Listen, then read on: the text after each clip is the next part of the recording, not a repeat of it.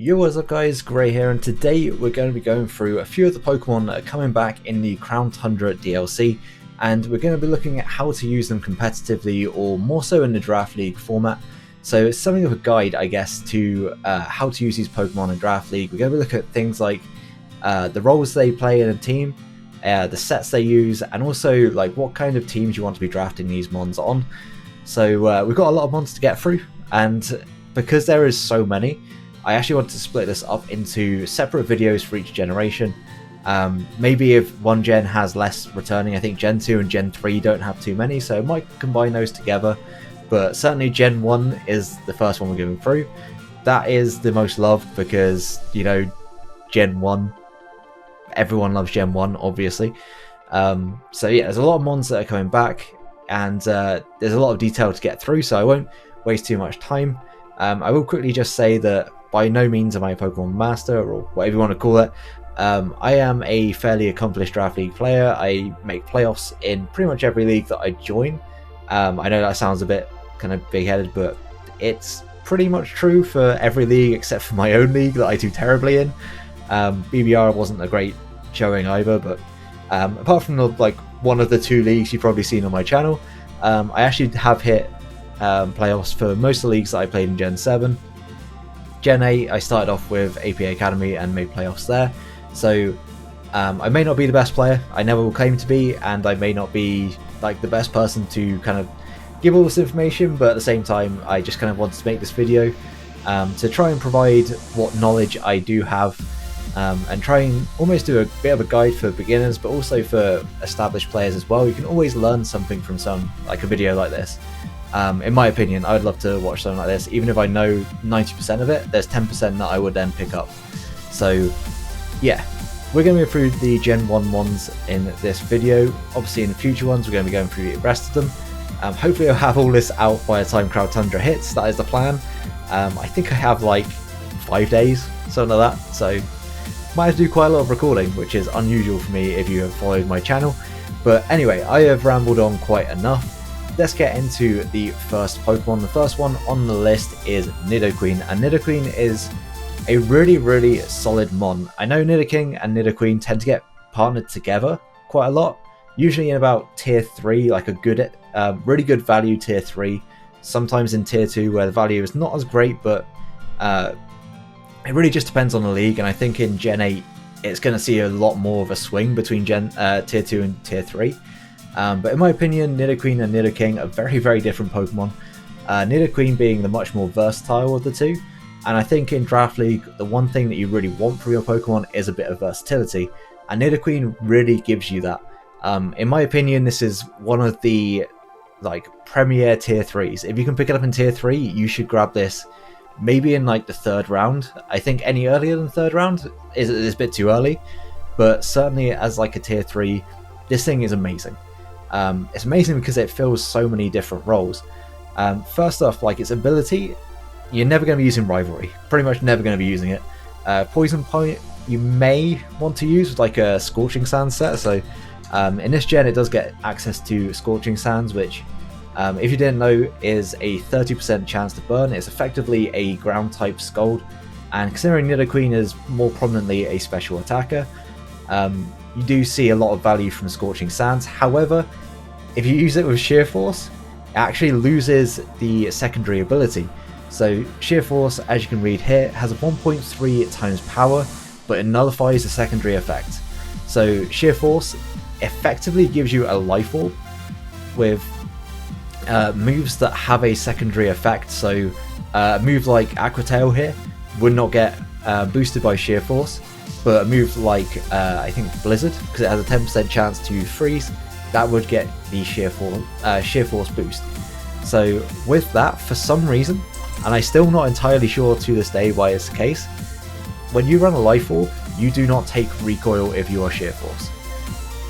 Don't know why. I honestly couldn't tell you. Maybe it's because a secondary effect of it is that you lose 1/10 of your HP. I don't know. But effectively it gives you a 1.3 times boost plus another 1.3 times boost from Sheer Force. So quite often you'll see movesets that are like Earth Power, Sludge Wave. You'd always run Sludge Wave over Sludge Bomb because you're not getting the secondary effect. You won't be wanting to poison, so Sludge Wave just hits harder. And then you'll see things like Ice Beam, maybe Thunderbolt. That's Thunder. But Thunderbolt, also things like Flamethrower. There's quite a few moves that you can definitely use with this. I'm going to just scroll through. Nidoqueen is one of those mons that really benefited from being in the Gen 1. Everything gets insane coverage. As I just slammed my desk, I do apologize. Also things like Focus Blast that gets the Sheer Force boost. Just scrolling through his moves, I think Shadow Ball also gets the Sheer Force boost. So there's a lot to use here. Like there's tons of moves that it can learn. And like I said, whenever it uses a move that is boosted by Sheer Force, you don't take the Life Orb recoil, which, if you look at Nidoqueen's stats, you will see that actually its special attack is considerably lower than its attack, its attack being at 92. You may ask why you don't want to use a physical set. And the answer is that you can actually use a physical set. It obviously hits harder with moves like Poison Jab getting the boost, the elemental punches, so Ice Punch, Thunder Punch, Fire Punch, they all get the Sheer Force boost. However, the best move that it gets on the ground type side, on the ground type even, is Bulldoze. That gets boosted by the Sheer Force, and actually that is weaker than Earthquake, so you're more likely to see something like that on an offensive, physically offensive set. But then when you hit with an Earthquake, you're always going to be taking that Life Orb recoil. It does give away your item, which doesn't necessarily help you particularly, especially if you haven't showed an item to this point. It's always nice to kind of hide your item in Draft League. And yeah, as soon as you click Earthquake, you show your Life Orb, people know what your set is. But that doesn't mean that you can't run a physical one. It does get some nice coverage moves like Crunch as well, and I guess Body Slam, but you don't want to use that with Sheer Force because it loses the paralysis chance. But it does have other moves as well, and here's why Nidoqueen, I believe, is so good. You can also run a defensive set. So you run Black Sludge, you keep running Sheer Force because honestly, you get so much benefit from that extra power that you just don't want to run anything else. So you can run something like this, and then your last move, it could be Stealth Rock, it could be Toxic Spikes. You could also run like something like Taunt, and you can use this as something of a stall breaker. Like there's so many different sets you can run on Nidoqueen, and that's why I believe it's so much better. Well, not so much better, it's a little bit better than Nidoking. It's because you can run a defensive set more than or you can run a physical. Jeez, words. You can run an offensive and a defensive set, whilst I feel Nidoking is much more pressured into running an offensive set just because its offensive stats are better, and also its defenses are considerably worse. But Nidoqueen is a fantastic user of Black Sludge. You do lose a little bit of the damage, and you will notice that damage output being less by running Black Sludge over the Life Orb, but it does give you some form of passive recovery. Of course, like you can't be tricked, or you can be tricked, but it's not beneficial for somebody else to trick the Black Sludge away. So that's when you're a poison type, you always run the Black Sludge over the leftovers, because for whatever reason, if the opponent gets your item, it's actually worse for them than giving them the benefit of leftovers. So yeah, you always want to run Black Sludge over leftovers on a poison type. But yeah, Nidoqueen defensive sets tend to run some kind of entry hazard. Sometimes it runs Taunt. You can run moves like Super Fang as well, which always does 50% as long as it hits, of course, and also it doesn't hit a ghost type. But it will always do 50%. So if there's something on the opposing team that you're really struggling to do that much damage to, then you can always Super Fang, do 50%. I always like running Super Fang as well when you know a Pokemon hasn't got any reliable recovery. And by that I mean a move like Roost, Recover, Synthesis, Shore Up, just moves that guaranteed to give you health back. If they haven't got any of those moves, then they're kind of reliant on leftovers recovery. So Super Fang, if they've not got any recovery at all, it's going to be doing 50%, and it's going to be putting that thing immediately at half health. So it's a really strong move, and I can see there potentially being like a defensive set with Poison Point this gen, with like Super Fang, Scorching Sands, maybe Stealth Rock, and then Toxic Spikes, as I can't spell at all. This is a really strong set where you give yourself the 30% chance to burn the opponent. You can do 50% with Super Fang. You're not actually missing out on the Life Orb at all. And by Life Orb I mean Poison Point. I mean Sheer Force. It's getting late. My use of words is going to be terrible. Not a great time to do a guide like this, but I'm doing it anyway. So yeah, with Super Fang, you're not really missing out on not having the Sheer Force because you're doing 50% anyway. Any kind of physical threats that want to come in, they can be hit with the Scorching Sands and potentially burned. Then you have the Stealth Rock for a bit of chip damage, Toxic Spikes to potentially poison things. It's a really strong set. You can also run like a potential taunt set. You can also run Rest Talk, I've seen a couple of times. Again, I don't think Rest Talk is the best set, but again, with like Black Sludge and Sheer Force, like it's actually really difficult to break.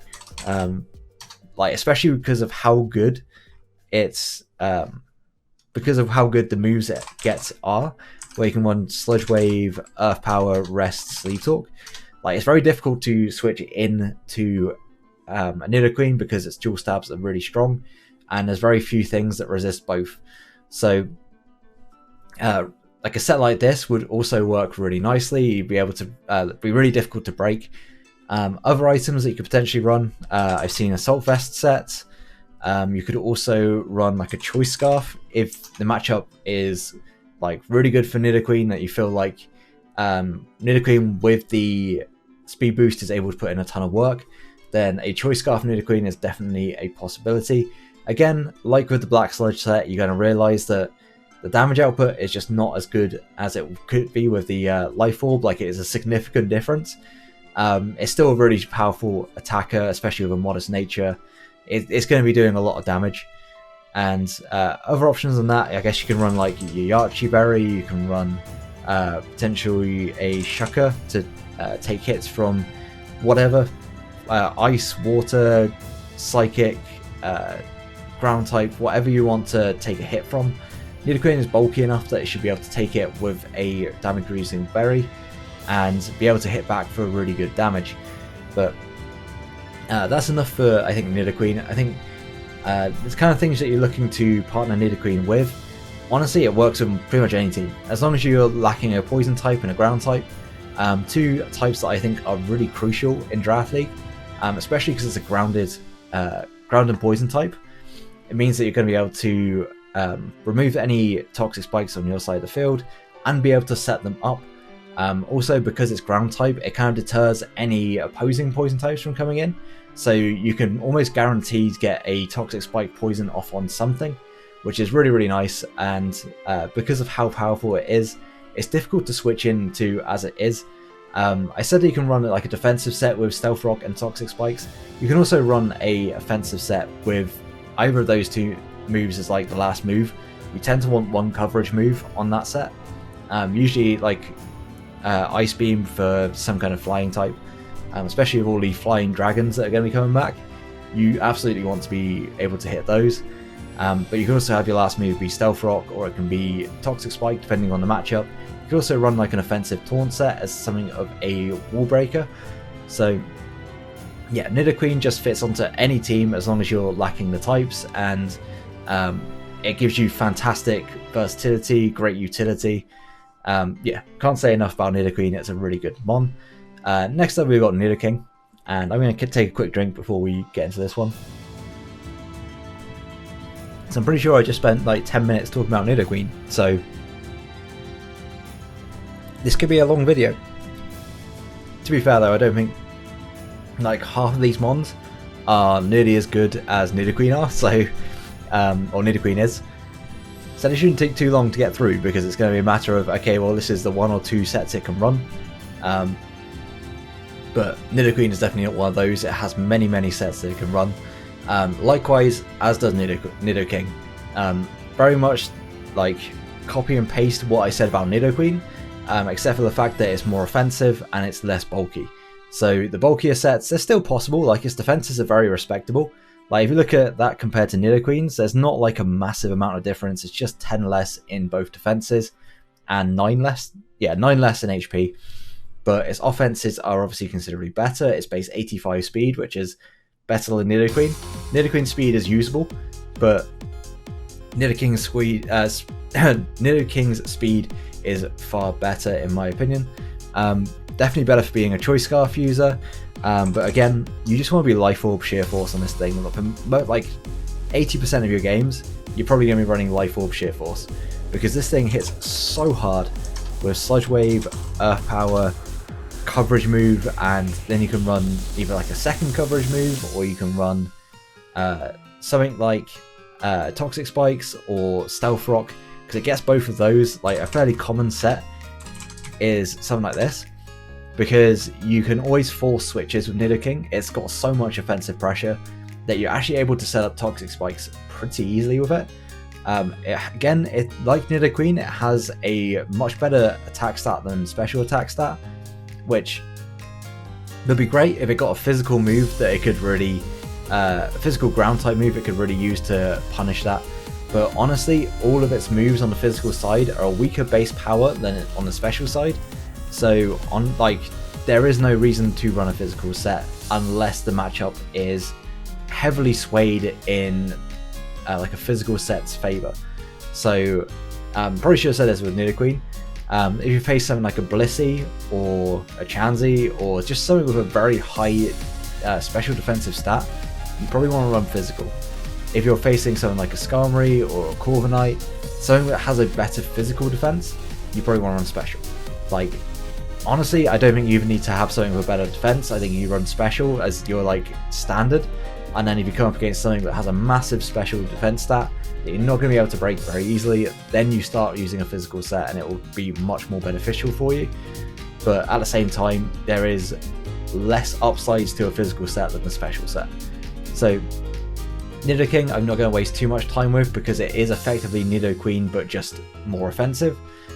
This thing, Life Orb, Choice Scarf, Assault Vest, you can run this again with the berries that reduce damage, but it's pretty much Nidoqueen but just offensive effectively. And I think again, much like Nidoqueen, this can go on any team. Its attack, its types even, certainly much needed within this. Like you always want a poison type, you always want a ground type. Grounded poison is fantastic, even better to get Toxic Spikes and Stealth Rock. I think, yeah, Nidoking just works on any team, but realistically I think a hyper offense sort of team is going to be better. But at the same time, like, it can work on balance just fine. I don't think you could really run it on stall as effectively, but I could be proven wrong. I'm sure I absolutely could be proven wrong. But yeah, Nidoking just works on any kind of draft as long, again, as you need typing. And also, if you just need a strong special attacker on your team, you cannot go wrong with Nidoking. It is a really, really good one. Next up, we've got Golbat. And honestly, there's only one item that you're probably going to be running on this, and that is Eviolite, meaning that its kind of mediocre defensive stats become at least usable. Usually this thing is in tier 5. Like, it may be in tier 4 in this gen, but I think that's pushing it. It's almost definitely going to be a tier 5 mon. Its abilities are Inner Focus and Infiltrator, both of which actually have really good use in this gen. Inner Focus got buffed, and you can actually take an Intimidate without the drop now. I think it's Inner Focus, Scrappy, Oblivious, and I want to say there was one other ability that now prevents the effects of Intimidate. So having your attack not be dropped, especially when it's only base 80 to begin with, is super nice. And Infiltrator is just really nice if you think that something's going to be going to be hiding behind a sub. It does mean that Golbat doesn't really become sub fodder, because you're going to be able to hit through that sub. And granted, it's not got the best attacking stats, it's got actually really nice utility. Moves like U-Turn, it gets Super Fang, it gets Defog. You've also got Roost. Like, this is a fairly standard set that you'll see. It's Brave Bird, U-Turn, Roost, Defog. Just with an Eviolite, usually with defensive or especially defensive. Sometimes you'll just run like max HP, max speed, something along those lines, depending on what the matchup needs. But Golbat is almost entirely going to be used as a defensive mon, and honestly, for a tier 5 bulky poison type, it's actually really good. I'm currently using it in a league, and it's not a bad pivot. Its only downside is that it's going to be weak to rocks, and your Defogger being weak to rocks, especially when it really wants to run that Eviolite, kind of sucks. However, you can run the heavy duty boots if you really wanted to and avoid that damage. It does mean it's a more effective pivot but less bulky. You kind of got that trade-off of, do you want to take rocks damage, or do you want to just be able to take damage better in general? It really depends on the matchup, I think, and for the most part I would say it's like a 75% 25% swing towards Eviolite, because you just tend to want that extra bit of bulk. Certainly, like a set that I've been using a lot is just Super Fang, U-Turn, Roost, Defog. It means that it's base 80 attack, which you don't need to really invest into. It's going to be doing 50% regardless, and anything it doesn't want to stay in against, it can U-Turn. You can hit Defog anytime that you see the opportunity, and honestly, with longevity of Roost, it's actually not a bad mon. In terms of its speed, it's pretty good for a bulky mon. If you consider like a max Spadef, it's let me just get that. Max Spadef, its defensive stat is like 273. With the Eviolite, it's what, like 400 and something? I mean, my maths is not going to be that good that I could just do it off the top of my head. But it's actually really especially bulky with that Eviolite. I mean, same with the physical defense as well. Like, it doesn't have to be especially defensive. Its physical defense is slightly lower, but not by much. But effectively, this thing is going to be a really good defensive pivot, especially for tier 5. It's fantastic value in my opinion. It just has enough utility that you can use it effectively. It does get access to things like Haze as well. Unfortunately, it doesn't get Pursuit anymore. If you want to be that guy who can run a Nasty Plot set, I would advise using it. It has base 65 special attack, and honestly does not have the special move pool to be able to use it. So other options, you got Taunt. It is a fast taunter as well. Can set up Tailwind. It does get access to Whirlwind as well, so it can be a phaser. Toxic means it won't miss because it's a poison type, but other than that, there's not really a whole lot it's got. It's a fairly basic mon, and for a tier 5, it's just a strong bulky mon.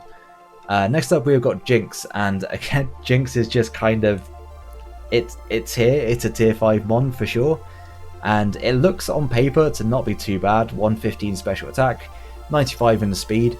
But honestly, it's just not that great. You need to run like Choice Specs, Choice Scarf, maybe a Life Orb. Its special move pool is effectively Ice type move, Psychic type move. It's actually not that bad. It's got Energy Ball, it's got Focus Blast, it's got Grass Knot. After that, it's a little bit lacking. You've got Shadow Ball. Signal Beam doesn't exist anymore, so sadly, it's not got the Bug type move to take advantage of. But honestly, it's just a mediocre Pokemon. I think it gets slightly buffed this gen by having Teleport. If you can force a switch and teleport out, then you gain the momentum. Access to things like Trick and Trick Room means that it does have some utility. And Wish, I didn't even realise it got Wish. I'll be completely honest, no idea. Outside of that, things like Lovely Kiss is a 75% accurate sleep move, which is fairly accurate actually for a sleep move. It does get dual screens, so I guess it's got utility there. Actually, as a tier 5 mon, I guess it does have some kind of use. Moves like Aurora Veil, if you've got a Hail team, you could set up Aurora Veil. I don't see many situations in which that's going to work. But outside of that, you've got Calm Mindset. This really isn't a Pokemon that you're going to be drafting a team around. This is going to be a case of you get down to your tier 5, you're lacking an Ice type, you're lacking a Psychic type, you go, okay, well, I'm just going to pick up Jinx. Because, honestly, this mon is just mediocre at best, even in tier 5. I would take Golbat over Jinx any day. Because Golbat gives me a defensive mon, it gives me Defog, it gives me, like, solid momentum with U-Turn, it gives me the ability to do 50% with Super Fang. Honestly, Jinx does not really give you all that much outside of a somewhat decent, I guess, special attacker with a middling speed. Like, Jinx is okay.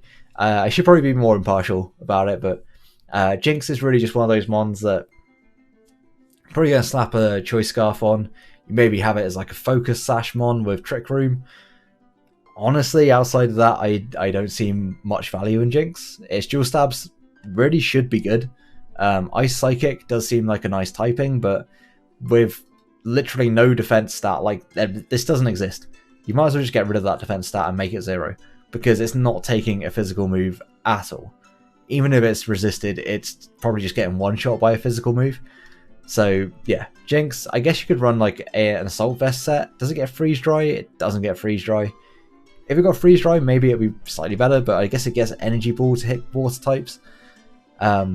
Yeah, Jinx is just an average mon. It's not really going to be something that you're wanting to build any of your team around. It's going to be a last pick where you realise you haven't got a couple of types, and you just want a decent special attacker. Maybe you just want a tier 5 that hits 95 base speed, or you just need one more special attacker. I actually think it's Nasty Plot.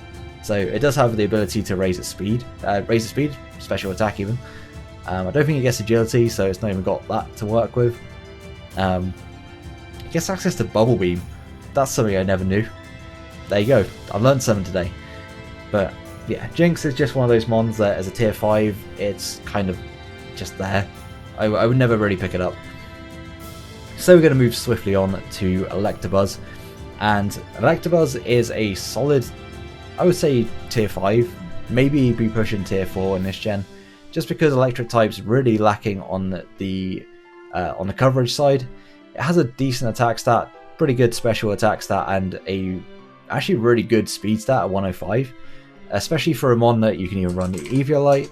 Other stats, like you can run Choice Scarf, you can run Choice Specs, Life Orb, Shuckleberry. There's so many different sets you can run on Electabuzz.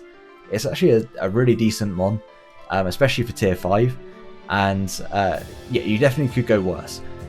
Things like Discharge are really nice for paralysis. It gets access to Psychic, which is a really interesting coverage option to have. And then you got Thunderbolt and Volt Switch. Generally, I think you're going to be running Thunderbolt, Volt Switch, maybe Psychic for coverage, maybe Focus Blast for coverage. Then you're going to be running like, I don't know, you could run dual screens on it. Potentially, you could run a like mix set with some kind of coverage like Ice Punch, or potentially like a fighting type move, like I don't know why you run Cross Chop, but maybe Fire Punch to hit, I don't know, Steel type and a Grass type. Does get access to Taunt. It actually gets access to Teleport, which again I did not realize it got access to Teleport. It's an interesting option, but I think you're always going to run Volt Switch. But it does give you an option if somebody brings in a Ground type, you can actually teleport instead of Volt Switch on the switch into the Ground type and be able to get your switch out. Again, a fast Taunter, which is really nice. Dual screens as well. Access to T-Wave, Toxic, but that will miss, so don't want to run that. Outside of that, again, it's a very basic mon. It's not one of those that got like a huge benefit from being a Gen 1 mon, in the sense that a lot of its attacks are physical, and actually its special attack is a fair bit better. You can definitely run a physical Electabuzz if you wanted to, but I think for the most part you're going to see special. And honestly, its role in the team will just be a fast electric type. That's not necessarily a bad thing. Let's not put it down, because fast electric types are actually fantastic in Draft League. Albeit they're worse this gen because you can't run the Hidden Power Ice, you can't run Hidden Power Grass, depending on which ground type you're facing. So yeah, they're a little bit worse this gen, but I still feel like Electabuzz has got a decent niche in that it's quicker than the majority of electric types in this gen, especially down in like the tier that it's in. I think the only thing that's quicker is maybe Raichu. Yeah, Electabuzz is a really solid one, and I think especially if it's in tier 5, you can definitely go a lot worse than Electabuzz. Yeah, its move pool is not necessarily the most diverse, but it does give you some options. I guess you could run like a Light Clay dual screen set, which would be really nice, especially with Volt Switch and Teleport. You have the ability to switch out. You could run a Curse set if you wanted to, run it physical with Curse. I wouldn't advise it because you're base 105 speed, you're not the most bulky thing in the world, but why not? Why not run it 1 week? Next up we got Magma, and Magma I think is one of those mons that, that's a heavy ball, that really, like, it's never been an amazing mon. Again, it's got a decent speed stat, it's got a good special attack stat, or an alright special attack stat, and a very usable attack stat at that as well.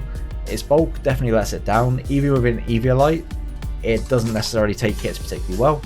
it is still a decent budget fire type. If you get down to your tier 5 and you realize you're lacking that fire type, I would say fire types are one of the most crucial types in terms of defensive types, in fact, in this gen. Albeit you can like be taking rocks damage, but with heavy duty boots, it actually makes it a really quite reliable like defensive type. Granted, Magma isn't the greatest case of that because its defenses are fairly average, and you probably want to run Eviolite just to be able to boost those. But on the physical and the special side, it does actually have a decent moveset. Now, on the physical side, you get things like Flare Blitz, you've got access to Cross Chop, also Frustration, unfortunately, out of the game now. Priority in Muck Punch, which I never knew it got. Like, I'm learning a lot about these mons today. Thunder Punch as well is a really nice option to be able to hit water types. And Iron Tail as well is another physical option you can take, which is a better move pool than its special side, because really all it's got is fire types, fire type moves, Focus Blast, and then Psychic. Much like Electabuzz, it's pretty much just got lows. However, it does get access to Teleport, it gets access to Taunt, it has Will-O-Wisp, it can even run Power Up Punch if you want. However, it does also get Belly Drum, and who doesn't love a good Belly Drum Magma? Get yourself up to +6 and probably just drop because you can't outspeed anything. Flame Charge is a nice way to be able to boost your speed, especially if you're running a more offensive set. And because it's actually got decent stats, you can absolutely run Choice Scarf if you want this, you can run Choice Specs, you can run Choice Banded if you want to. Life Orb is actually an option for this, but Magma, realistically, it's a tier 5, it's not going to be your first choice fire type, and you're going to be picking this up because you get down to tier 5 and just like, okay, yeah, I need a fire type. Magma is a very solid option in tier 5, especially with the ability to run heavy duty boots in this gen. If it gets access to Scorching Sands, which I haven't seen anything to tell me it will, but if it gets access to Scorching Sands, it's actually even better. It's not going to be quite pushing that tier 4, I don't think, but it does give it another option, especially on that special side, to be able to hit really hard with a offensive set. Also, it's really nice to partner with Lava Plume because you're just going to be burning everything. But yeah, Magma, really solid mon this gen. I think I went through like Nidoqueen super quick, and now these ones are just like, yep, this is a tier 5, this is a tier 5. It's kind of just how it is. Nidoqueen was always going to be one of those mons that has a really diverse move pool. Next up, we've got Omastar, and Omastar is a really interesting mon in that it has various different sets it can run. You can run like a Focus Sash set, as I can't spell focus.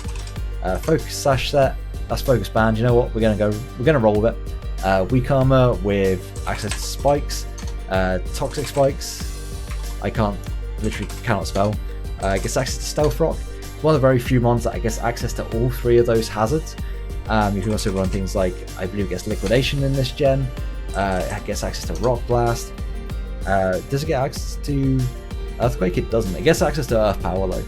And I don't know why I've gone for physical moves in all honesty, because the special attack is quite clearly so much higher. So that would be Scold.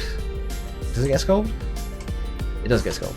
For some reason I thought maybe it doesn't get Scold, so you'd be running like Scold Earth Power, maybe if you want to be that guy, you run Ancient Power. But also you can run Ice Beam. Its move pool isn't the most diverse, it's just kind of, in terms of offense, it's not going to be doing a whole lot for you. Just get access to Knockoff.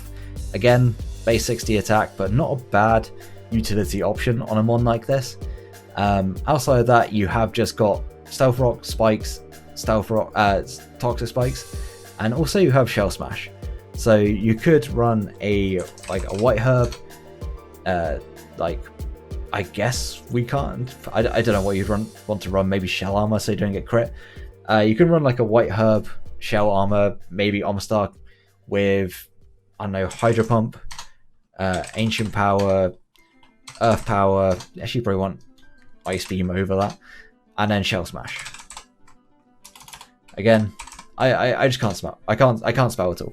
So it does have a good defense stat. Its special defense is not terrible as well. It is quite slow, especially for a Shell Smash user, but at the same time, you are going to be able to boost your speed, so it's not the end of the world. Its special attack is very usable, so if you are able to outspeed your opponent's team, once you get that Shell Smash off, you have a very good chance of just being able to sweep.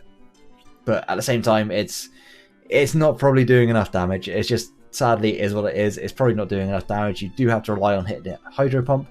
So most often you'll see Omastar in tier 4. And it looks relatively good on paper for tier 4, but you very rarely see it. I think it deserves more love than it gets, because having access to things like spikes and toxic spikes and stealth rock means that you can pretty much just tailor it to fit as a lead in almost any team. You can bring it on balance, you can bring it on like a stall, you can bring it on hyper offense. Like, there are so many things you can use, not to mention that it does get access to Swift Swim, so you can use it on a rain team as well. It's actually a really nice like as a focus slash lead on a rain team, or not focus slash lead I guess, but like a focus slash hazard setter. It's actually really nice. You can run like spikes, stealth rock, T-spikes, whatever one you want. You get your rain boosted hydro pumps. You obviously Swift Swim, so you are double speed.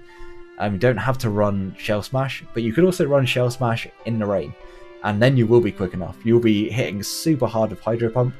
So I think that there's potentially a niche for it as a Swift Swim, both sweeper and a hazard setter for it. So I think Omastar honestly gets, as a tier 4 mon, I think it's actually much better than it gets credit for, but at the same time, you tend to see it as just like a standard lead on a like a balanced team, and I think it can do a lot more, but I just haven't seen a lot from it this gen. So next up we've got Kabutops, and arguably the better of the fossils, and that is because, oh hello, that's because it has a better speed stat, it has 115 attack stat. In fact, I'm fairly sure it's just like it's the same attack stat as Omastar's special attack, but because of that base 80 speed, it is a very good Swift Swim user. You'll see much more Life Orb with Liquidation, Stone Edge. Man, my typing skills are just atrocious. Then in this gen, it gets access to things like Cross Poison, which could be really nice for hitting the bulky grass types, and then something like Swords Dance usually as a last move. It does also get access to things like Aqua Jet, so it has priority. Brick Break is good fighting coverage as well as low kick. It also gets access to Superpower, X Scissor to be able to hit the grass types as well. And outside of that, you got things like Stealth Rock. You could potentially, I don't know, you would not want to run a special. Sorry, you've got Home Claws in this gen as well, so you'll be able to hit your Stone Edges more reliably. But again, I think you just want Swords Dance for the increased power. And outside of that, it doesn't necessarily have that many moves that it can make use of. It is also a rapid spinner. And I was just thinking, I saw Reflect, and I was like, does it get a light screen? Can it actually be a dual screens mon? It cannot be a dual screens mon, it only gets Reflect. But it does give you the hazard removal option with Rapid Spin.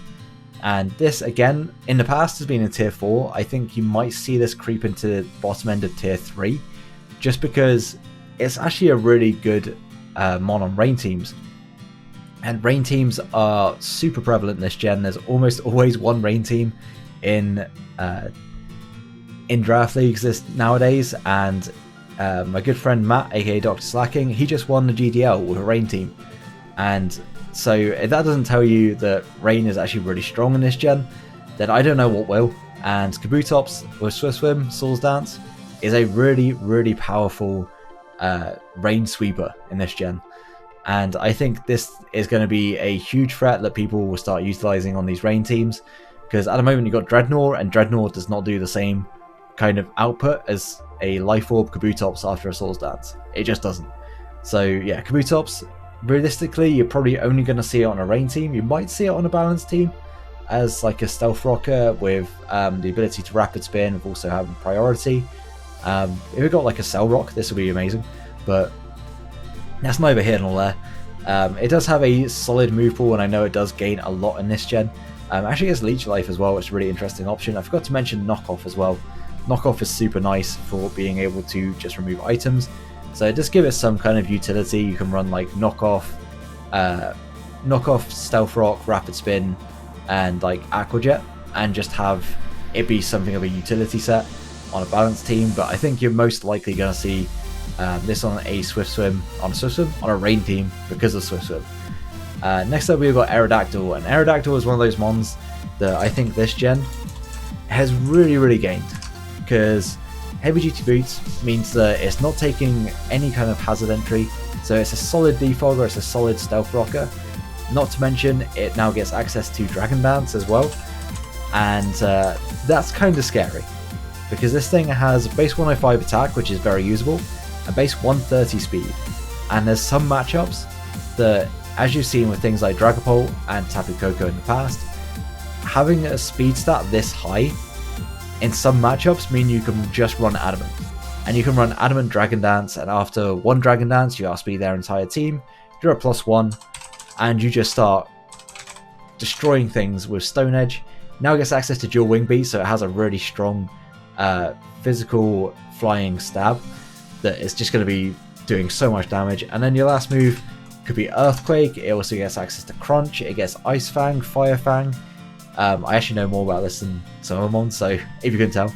Iron Head, Rock Slide is a solid option in case you don't want to miss a Stone Edge, but also as a defensive mon, it's really solid, especially with the heavy duty boots this gen. Running like offensive Taunt, or you can run like a bulkier set with Taunt.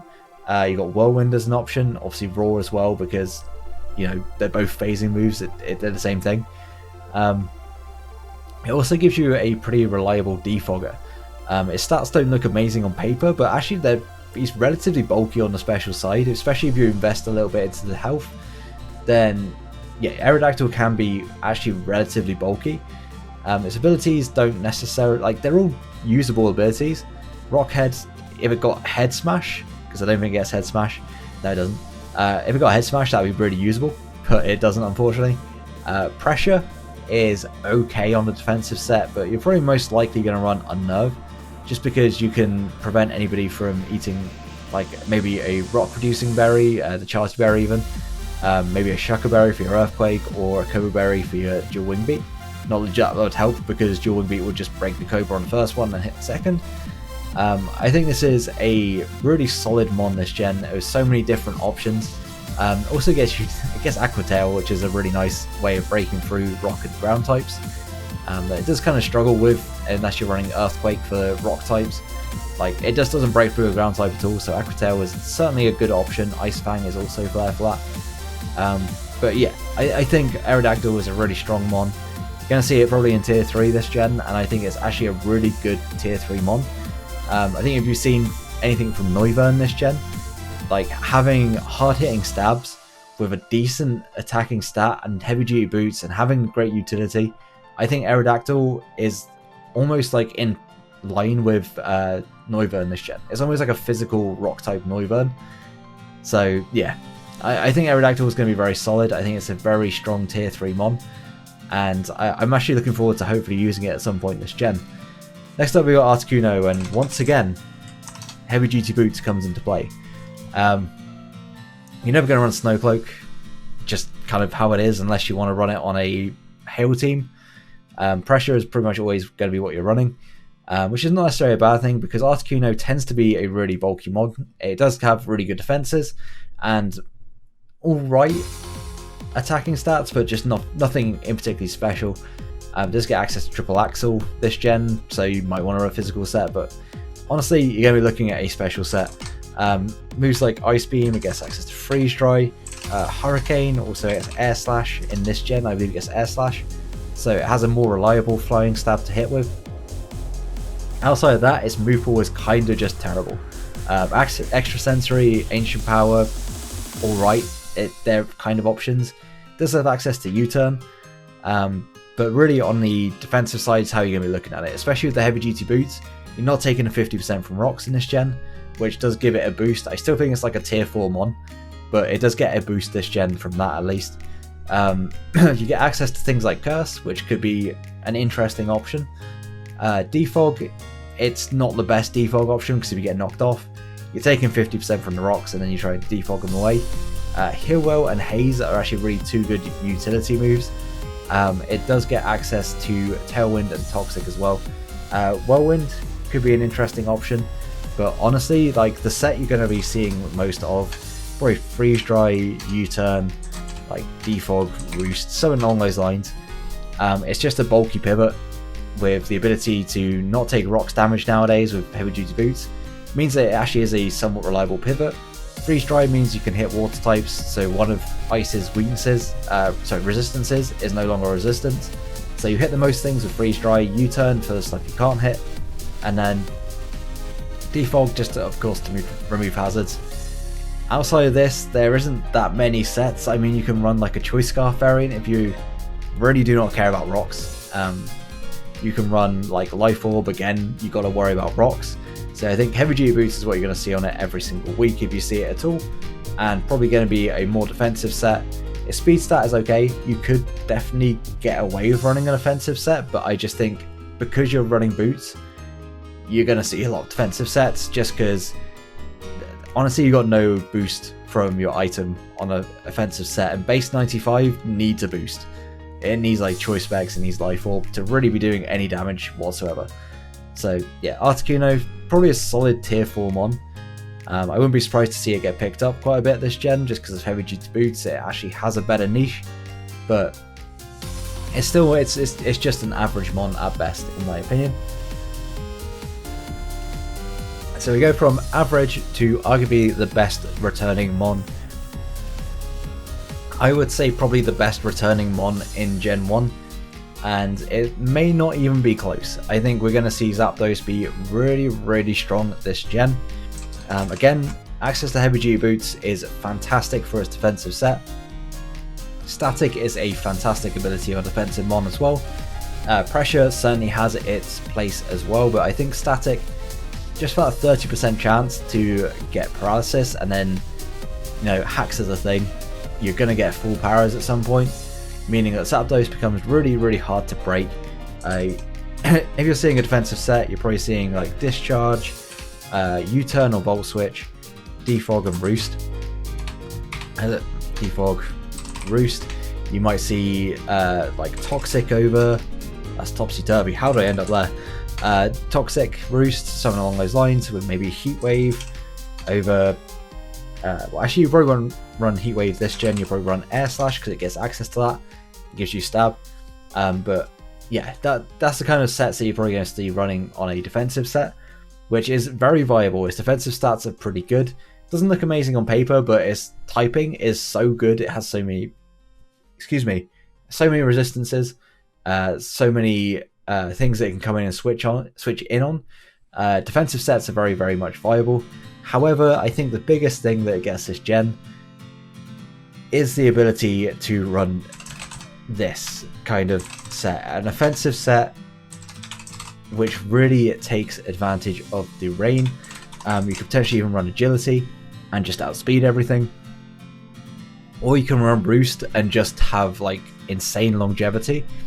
I'm not sure if you even want to run like an offensive item, because unlike Articuno, which has just terrible offensive stats, Zapdos has base 125 special attack, which is just kinda nuts. Especially with 100 speed. In the rain, this thing is just going to be an absolute menace. I can see this being one of the best mons in Gen, just because of its typing, its ability to have 100% accurate Thunder and Hurricane in the rain. Weather Ball becomes a water type move in the rain, so ground type is not a switch in. Agility or Roost will be the last move, and yeah, honestly, it's just fantastic. It's going to be so powerful. I think we're going to see this on pretty much every rain team from now on, and honestly, in just my opinion, I think it's going to be better with Politoed than it is with Pelipper. So the reason I say that is because you have the dual weakness to rocks, which again, heavy duty boots means that's probably not an issue, but also I feel like there's more weaknesses to Pelipper Zapdos than there is to Politoed Zapdos. I think both are very good. I think you're probably going to see as much Pelipper Rain with Zapdos as you are Politoed with Zapdos. But just my opinion, I think Politoed is arguably the better rain setter for Zapdos, which means that you can end up with 2 rain drafts in your leagues, which is gonna kind of suck a little bit to face twice. But yeah, Zapdos is going to be very prominent. It doesn't even need the rain, that's the thing. Excuse me. That's the thing. Like, it doesn't even need the rain. It's so powerful by itself, just running like Thunderbolt. Again, Hurricane or Air Slash. Air Slash obviously don't want to miss. And then you can run like Heat Wave, Roost to be able to hit like bulky steals and stuff. Like Heat Wave is still a fantastic option. I don't think that should be overlooked. But outside of that, you can run like a Volt Switch. You've got Extra Sensory. Like there's other moves you can run. Ancient Power is an option, but I don't see any use to it at all. You can also have Whirlwind on a defensive set if you really wanted to. Tailwind is an option. But I think you're most likely going to see this thing either as defensive mon or as a offensive mon, either in rain or outside of rain. Like, honestly, in rain it's just absurd. I think you're going to be... It's going to be on rain teams. It's just going to always be on rain teams unless somebody drafts it for a balanced team, which again is completely viable. It's definitely a tier 1 on balanced as well. So yeah, Zapdos is just... It's just nuts, this gen. It's just so good. And I was always a big fan of it in previous gens. This gen is just like on another level because of the buffs that it got. And moving on, we got Moltres. And we might be seeing a bit of a common theme, and that things really enjoy heavy duty boots this gen. With Flame Body as well as an option over Pressure. Honestly, if they just gave Articuno something better as a secondary ability, maybe it'd be more viable. But Moltres, much like Zapdos, has a role regardless. It also has base 125 special attack. The only issue it has is that its base speed is 90. If its base speed was 100, I think this thing would be even better. But unfortunately, it's got 100 in attack, and that's really not helping you. It actually has better defenses than Zapdos, I've just realised. So yeah, Moltres is a decent option for a defensive mon. It's also very good offensively. Again, on like a Sun team, you can run like Weather Ball, Solar Beam, Air Slash, Roost, something along those lines, or Agility. You can also run this thing on a Rain team, and I think this is going to be, again, another one of those mons that you see fairly frequently on Rain teams. And I know that seems weird because it's a Fire type in, like, on a Rain team, but it's also a Fire type that takes full advantage of having Hurricane and Water type Weather Ball as well. So yeah, it again, like Zapdos, Water type Weather Ball is really nice for it. It hits the Rock types, it hits the Ground types, and really you don't even need to run a Fire type move. But again, it's really nice for things that check the rain, like your Rain Sweepers. So obviously you have Grass types and your Steel types. It's going to be really strong against those. So yeah, Moltres definitely can be run on a balanced team. It's like move pool, it's utility. It's still really good. Access to, like, you can run Morning Sun on a Sun team, I guess. Don't run it on a Rain team. But it does get access to Roost, so you don't necessarily need to run that. It gets access to U-Turn. Will-O-Wisp is a really nice option for if you don't want to run Flame Body and potentially get those burns on physical mons. Hurricane is just a stupidly powerful move, and again, in Rain, it's really good. They all have very similar sort of move pools, just with, like, Fire Stab, Electric Stab, Ice Stab. Depending on which one you're going for, you tend to kind of just run that, and then like your Flying Stab, and then whatever utility moves you want to run. So yeah, Moltres is going to be a really solid, probably tier 3 mon. I don't think it's any better than tier 3. It does have the ability to run a physical set, because it does get, okay, it doesn't get Flare Blitz. I was about to say, because it gets Flare Blitz, it's actually usable. It doesn't get Flare Blitz, it doesn't get Drill Peck. Don't use physical, just don't do it. The only physical move you could potentially run is Flame Charge, in my opinion, because... sorry, and U-Turn. U-Turn is always viable. But Flame Charge gives you a +1 in speed, so it does have some viability as well. But again, this is a really nice defogger. It's a really good, like, pivot sort of mon. Especially with heavy duty boots, this gen just becomes so much better as a pivot. But once again, like Articuno, if you get knocked off, it suddenly becomes a lot worse than... like it loses that ability to pivot. You constantly have to keep roosting, whilst if you've got your heavy duty boots, you can keep clicking U-Turn, you can click Fire Blast, you can click Hurricane, you can just do a ton of damage. But once your boots are gone, that's it, because this is another mon that is just going to be running heavy duty boots all the time. It's all it's ever going to run. unless the matchup they have no stealth rockers, and you just feel free to be able to run like Life Orb or Choice Specs or Choice Scarf. Outside of that, you just run Heavy Duty Boots because you don't want to take 50% from rocks. And last up, we have got Dragonite, and Dragonite is one of those mons. There's always been a threat. In Gen 7, it had access to Z moves, and it became a massive issue because you could run Z Fly, and you were able to use your flying stab to hit so many things with a powerful supersonic Sky Strike that I always struggled to pronounce even back in Gen 7. You used to be able to hit for super insane damage, but Dragonite always had its flaw of it couldn't really use a flying type move afterwards. However, in this gen it gets dual Wingbeat, so you have the ability to run Dragon Stab, be it Outrage, Dragon Claw, then dual Wingbeat for flying stab, and then it just has insane coverage. This thing gets access to Aqua Tail, Body Slam, Brick Break. You want to run Superpower instead. Earthquake, Extreme Speed for +2 priority, which again is just really good. Facade is an option if you feel like you're going to get burned. It gets Fire Punch, it gets I was about to say Focus Punch. You don't run Focus Punch unless you're a subset. It gets Ice Punch, something that it's ×4 weak to, it gets Ice Punch. Iron Head for fairy types. Power Up Punch to boost your attack. Rock Slide and Stone Edge. Superpower, like I said. Thunder Punch. Even gets access to Waterfall as well. Just so many moves, and in conjunction with Dragon Dance, it's a really powerful mon. That's kind of like the standard, or will probably be standard Dragon Dance set.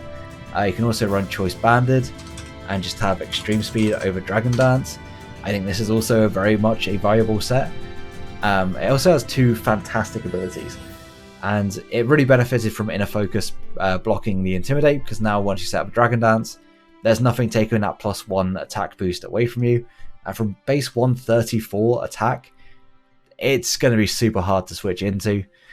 Choice Banded sets, I think, have also got a massive boost from Inner Focus being able to block Intimidate, because you'd constantly got your Choice Band boost. It doesn't matter what comes in, like Lando T still just gets smacked by an Outrage, or a dual Wingbeat in this gen. Like, it can still, if you hit by that. Multiscale is also a incredible ability. Couple that with Heavy Duty Boots, and you have effectively the freest setup in the game. You can Dragon Dance, and Multiscale pretty much means that you're going to live any one hit, so you'll always be able to get as long as you get a free switch, you'll always be able to get 1 Dragon Dance off at least. With Heavy Duty Boots, you're not worried about any entry hazards, so you're going to be at full health. So yeah, Dragon Dance is just free, and that's kind of scary. that's kind of really scary, because you can just chip everything into range of +1 Dragonite, which doesn't take a lot because of its attack stat. It doesn't take a lot to get to that point, and Dragon Dance Dragonite can just go in and can just sweep. It was a threatening sweeper in the past, now it's just even more threatening with a spammable flying type move, with the ability to keep your multi-scale despite rocks. And that's just the beginning, because you can also run a special set. It gets access to Drake and Meteor, it gets Hurricane, it gets Fire Blast, it gets Thunderbolt, I think does it get Ice Beam? It does get Ice Beam as well. It gets access to Surf, it gets Focus Blast. Like, its special sets are not that bad. Let me just put this in perspective. It has base 100 special attack. That is the same as Dragapult, and Dragapult is seen as a super scary special attacker. Like, sure, its physical attack is better, but its special move pool is better. So you see much more special than you physical for the most part, I think. So Dragonite's special attack is certainly nothing to laugh at. Its defensive stats are also really good, especially for base 80 speed. As a defensive mon, it has that utility. You can run like Breaking Swipe, because I'm pretty sure it gets Breaking Swipe in this gen. Like, you can run, I don't know, Toxic. I'm lacking the ability. Hill Bell and Roost. That is also a defensive set you can absolutely run with Multiscale and Heavy Duty Boots. It means that it's always really hard for them to be able to do enough damage that you can't put yourself back into multi-scale range with your Roost. Especially with heavy duty boots, it means that you're never taking that rocks damage. It's going to be really nice to deal with, so really nice to use defensively. Access to defog as well is a really interesting option. It does have Aqua Jet, but like I don't think you run Aqua Jet over extreme speed in any case, outside of maybe facing a Colossal. But like unless it gets boosts, it's not going to be an issue anyway. Haze is an option for a defensive set. It does get dual screens as well, but I think again you want to run heavy duty boots, so it is an option, but without Light Clay it's not as good. Outside of that, it gets Roar as well. Like there's so many utility moves that it can use here. Thunder Wave, it gets Tailwind. That like there is so many things that Dragonite can do. I think it's probably getting overlooked as a utility mon as well as an offensive mon. Like you will absolutely prep for a Dragonite set, for a Choice Band set, but what about a Subtoxic Roost set with multi-scale? And it just cannot be broken. Like Breaking Swipe, your physical attackers, not doing that much damage anymore. Not even able to break the sub. So you're then Subtoxic, you just Roost up, get your multi-scale back, you can switch out. Your heavy duty boots mean that you can take the rocks again. Like Dragonite is a great mon, and as a tier 1, I think it's going to be a really solid pick. I don't think it's going to drop down to tier 2. I don't see any world in which it drops down to tier 2. But as tier 1, it's going to be really, really good. I think this is probably the best Dragonite has ever been, and that's saying something considering last gen it had Z-Fly. It now has dual Wingbeat, and it can just keep spamming dual Wingbeat on a Choice Band set. Yeah, Dragonite really works on any team. You can run it. Like honestly, does this thing get weatherball? It doesn't get weatherball. If this got weatherball, you could run this on a rain team. As we're actually going to disconnect. Good stuff. Yeah, go to Dragonite. Yeah, this mon is just going to be fantastic. I think Dragonite has so many different sets, so much untapped potential, and this gen especially, I think it's going to be fantastic as just an all-round amazing Pokemon that you can use in so many different ways, and well worth the tier 1 pick. On any team, be it an offensive team, you can run it on a stall team if you really wanted to, because multi-scale plus Roost and heavy duty boots makes it really difficult to break. You can run it on balanced and just have it as like a sweeper or a wall breaker. Yeah, Dragonite, just incredible. And yeah, this is all of the Gen 1 mons that we're going through. I did have Dragonair there, but you know what? Nobody wants to hear about Dragonair. It's a tier 5 mon. It's Marvel scale. That's kind of it. That's it. Like it's okay. Like here's Dragonite, Dragonair even. Good abilities, terrible stats. Probably not a bad tier 5 dragon if you're really desperate. But yeah, we don't need to say too much about Dragonair. If you did enjoyed the video, then please do leave a like and subscribe if you enjoy the content, because your support is really, really greatly appreciated. I've been talking for, oh look, another hour video for nobody to get to the end of. I will leave timestamps in the description below, so everyone can just go to whatever part of the video, whatever one they want to see, they can just skip straight to it, because I think that's probably the best way. I don't expect anybody to get through the full hour of this video, so if you are still here, then thank you, much appreciated. We're going to be back with the Gen 2, probably Gen 2 and Gen 3 paired together, maybe even Gen 4 in with that lot as well. We'll see how many mons there are. And yeah, until the next one, have a great day, guys. Peace.